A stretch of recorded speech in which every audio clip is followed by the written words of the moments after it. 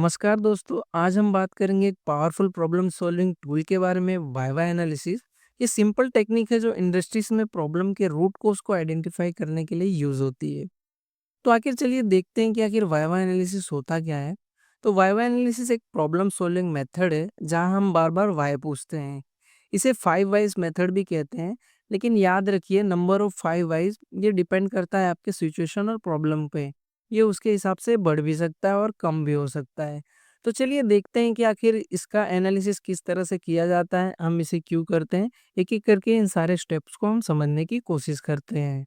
सवाल उठता है कि हम ये करते क्यों हैं? तो सबसे पहले जो भी प्रॉब्लम जो बार-बार रिपीटेडली हो रही हैं, उन्हें हमें परमानेंटली सॉल्व करना है। दूसरा साथ-साथ हमें ये भी ध्यान रखना है कि हम जिन चीज़ों को सॉल्व कर रहे हैं, वो कोई टेम्परेरी एक्शन ना हो। हमें उसे परमानेंट करेक्टिव एक्शन करके उसे सॉल्व करना है ताकि वो फ्यूचर में भी रिपीट ना हो सके। ये ओई यानी अवेलेबिलिटी, परफॉर्मेंस और क्वालिटी को भी इम्प्रूव करने में काफ़ी हेल्प करता है। और सबसे इम्पोर्टेंट चीज़ अगर इसमें हम देखें तो ये प्रॉब्लम सॉल्विंग को स्टैंडर्डाइज करता है और साथ ही साथ कंटिन्यूअस इम्प्रूवमेंट यानी कि काइज़न कल्चर को भी स्ट्रॉन्ग बनाता है। तो चलिए अब बात करते हैं कि how to do why why analysis. इसको करने का प्रोसेस बहुत ही सिंपल है। पहले प्रॉब्लम को क्लियरली डिफाइन करने की कोशिश कीजिए। हम सबसे पहले क्या करेंगे, प्रॉब्लम को क्लियरली डिफाइन कर देंगे। फिर पहला वाई पूछिए और उसके जवाब को ढूँढने की कोशिश कीजिए। हर जवाब से एक अगला वाई जनरेट होता है, हमें ऐसे ही करके 4 से 6 वाई रिपीट करना है, जब तक कि हम फाइनल रूट कोज़ तक नहीं पहुँच जाते। इन द एंड जब आपको रूट कोज़ मिल जाएगा तो सॉल्यूशन को डिसाइड करने की कोशिश कीजिए, उस सॉल्यूशन को वेरीफाई कीजिए और एंश्योर कीजिए कि ये प्रॉब्लम फ्यूचर में दोबारा ना हो सके। मीन्स हमें इसे परमानेंट करेक्टिव एक्शन की तरह लेना है। तो चलिए वाइवा एनालिसिस के एक एग्जांपल को देख के उसको समझने की कोशिश करते हैं। यहाँ पर एक कॉमन सा मैंने इंडस्ट्रियल एग्जांपल ले रखा है जिससे आपको भी हेल्प होगी एक्चुअल वाइवा एनालिसिस समझने में। तो यहाँ पर आप प्रॉब्लम देख सकते हैं जो डिफाइन किया गया है वो है dimension A is coming NG. तो एक एक करके इसके रूट कोज को फाइंड करने की कोशिश करते हैं। तो सबसे पहला वाई हमें मिला है कि पार्ट है वो डायमेंशन इशू। अब हमें क्या करना है कि ये एक इशू तो हमें मिल चुका है, यानी एक क्वेश्चन मार्क तो हमें मिल चुका है कि पार्ट में डायमेंशन इशू है, लेकिन ये इशू किस वजह से आ रहा है, हमें उस रूट कोज को भी फाइंड करना है। तो हमें इसका रूट कोज मिल रहा है कि part produce NG from machine. ठीक है, पार्ट अब मशीन से एनर्जी प्रोड्यूस हो रहा है तो हमें क्या करना होगा? तो हमने क्या किया कि मशीन के सारे पैरामीटर्स को चेक किया और हमें वो रिज़ल्ट ओके मिला है। मीन्स हमारा जो Y1 है वो कैंसल हो जाता है। चलिए अब देखते हैं कि हम Y2 में क्या कर रहे हैं। तो Y2 में हमने एक और एस्पेक्ट को पकड़ा जो है कि jig measurement is not okay. यानी कि इंस्पेक्शन के लिए जो जिग हम यूज़ कर रहे हैं उसका मेज़रमेंट ओके नहीं है, या तो जिग में कोई इश्यू है। तो देखते हैं हम उसका क्वेश्चन मार्क करने पे हमें क्या आंसर मिल रहा है।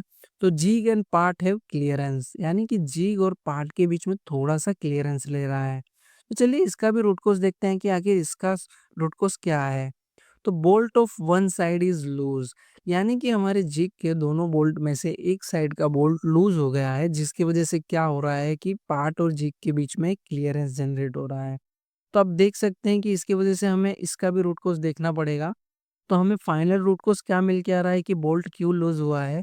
तो ड्यू टू मशीन वाइब्रेशन, यानी कि हमारा एक्चुअल रूट कॉज़ क्या है? Due to machine vibration. अब हमें क्या करना है, जो भी करेक्टिव एक्शन या परमानेंट करेक्टिव एक्शन लेना है, वो हमें इस वाइब्रेशन को रोकने के लिए या इस वाइब्रेशन का इम्पैक्ट जो बोल्ट पे पड़ा है उसको कम करने के लिए या तो एलिमिनेट करने के लिए स्टेप्स लेने हैं।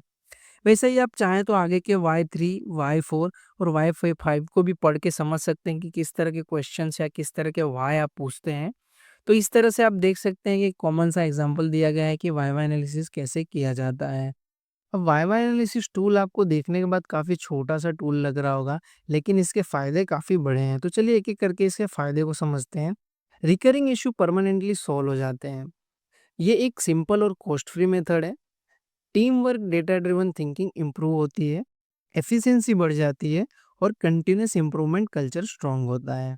और सबसे इम्पोर्टेंट ओई के तीनों पिलर्स इम्प्रूव होते हैं, ब्रेकडाउन्स कम होते हैं, प्रोसेस डिले फिक्स होते हैं और डिफेक्ट रिड्यूस होते हैं। तो आप ये जो भी बेनिफिट्स देख रहे हैं ये काफ़ी सिंपल से आपको लग रहे होंगे, लेकिन इनका इम्पैक्ट ओवरऑल प्रोडक्टिविटी पे, कंपनी के प्रॉफिट पे, कंपनी के कॉस्ट सेविंग पे, कंपनी के प्रोडक्ट की क्वालिटी पे काफ़ी मेजर इम्पैक्ट होता है।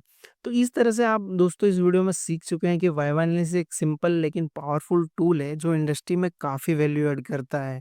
अगर आपको ये वीडियो हेल्पफुल लगी हो तो लाइक करें, शेयर करें, चैनल को सब्सक्राइब करना ना भूलें। तो मिलते हैं किसी नेक्स्ट वीडियो में, तब तक के लिए स्टे ट्यून्ड, स्टे इंजीनियर्ड।